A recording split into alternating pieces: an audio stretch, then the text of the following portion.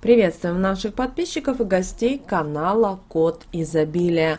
Друзья, мы вас всех приветствуем в изобилии и достатке. Сегодня мы с вами поговорим о знаках, которые нас предупреждают о неудаче. Что это за такие знаки?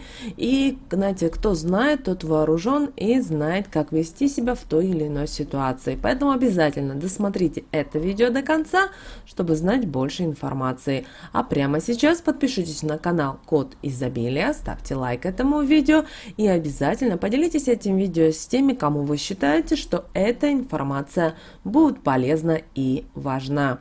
Итак, какие же знаки предупреждают нас о неудаче? Вы знаете, судьба часто посылает нам всевозможные подсказки, предостережения, и существует достаточно большое количество народных примет, которые помогают нам избежать неудач и проблем. Известно, что приметы, суеверия, традиции дошли до нас от наших предков. Жизненный опыт, наблюдательность и тесная связь с природой помогали нашим предкам правильно трактовать знаки судьбы. Народные приметы могут как сулить нам счастье, удачу, изобилие, богатство, а могут предупреждать и о грядущих негативных всевозможных событиях. Поэтому каждому из нас стоит знать самые распространенные знаки судьбы, которые могут предупредить нас о том или ином событии.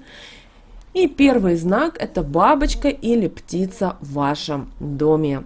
Если в открытое окно или дверь залетела к вам бабочка, знайте, она является предвестником скорого заболевания кого-то из домочадцев, обострения отступившей болезни и даже, возможно, печального исхода.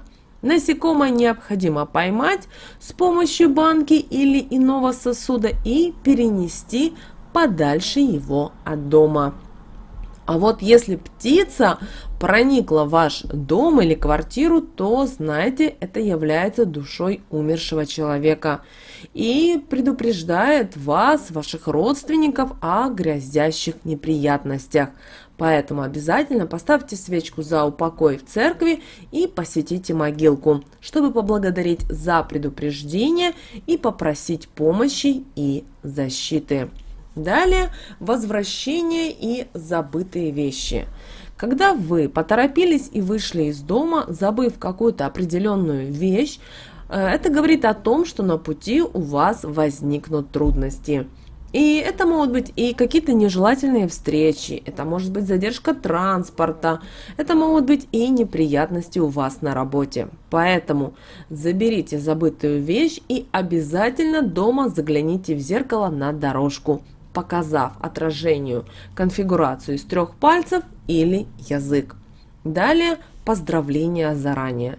Если вы забылись и поздравили с днем рождения человека заранее, знаете, конечно, у нас бывает такое, это сулит неприятности и не только имениннику, но и вам. Считается, что вы таким образом вмешиваетесь в ход судьбы. И это связано и с тем, что никто не знает своего жизненного пути и срока, отведенного нам на этой светлой земле. Поэтому ваша ошибка может повлечь болезни и трудности. И после такой досадной оплошности стоит помолиться о здравии именинника. Далее часы.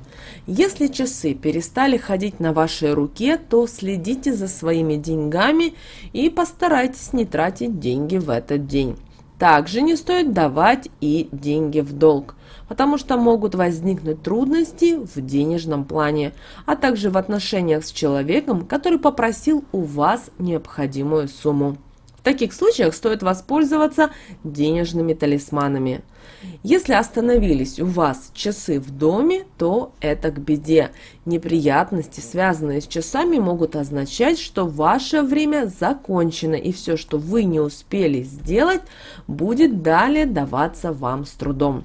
Поэтому следите за своими приборами, которые показывают время, и не давайте им останавливаться. Далее подаренные острые предметы.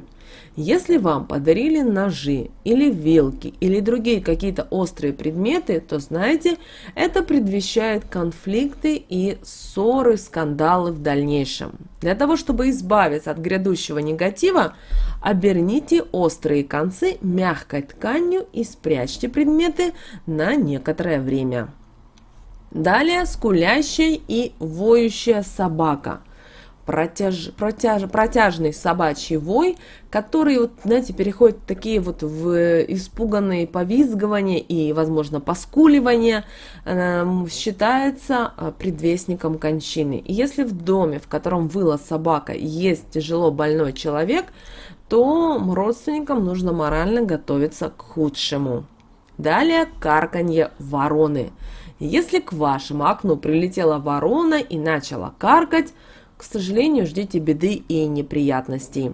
Необходимо прогнать птицу и сказать следующие слова: «Чур меня, чур!»